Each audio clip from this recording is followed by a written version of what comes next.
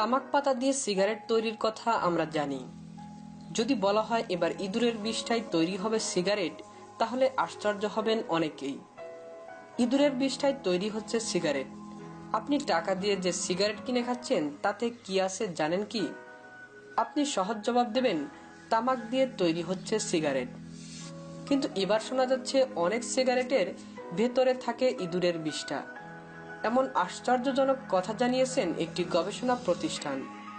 বিশেষ করে যেসব সিগারেট বাজারে সস্তায় পাওয়া যায় সেগুলোর ভেতরের উপাদান পরীক্ষা নিরীক্ষা করে দেখা গেছে এর ভেতরে রয়েছে ইঁদুরের বিষটা। ইউনিভার্সিটি অফ সিডনির প্রফেসর সিমন চ্যাপম্যান দিয়েছেন এমন এক ভয়ঙ্কর তথ্য। তিনি জানিয়েছেন সিগারেটের ফিল্টারে ব্যবহার করা হয়ে থাকে শূকরের রক্ত।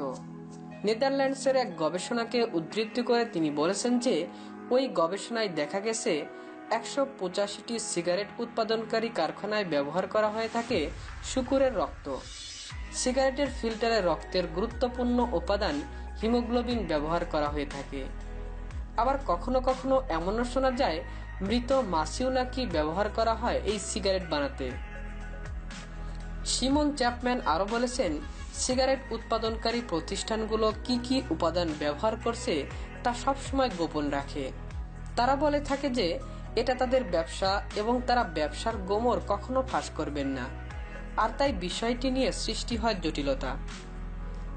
সিমন চ্যাপম্যান বলেছেন, নেদারল্যান্ডসের এই গবেষণায় আরো বলা হয়েছে শূকরের রক্ত থেকে হিমোগ্লোবিন নিয়ে তা সিগারেটের ফিল্টারে ব্যবহার করা হয়ে থাকে।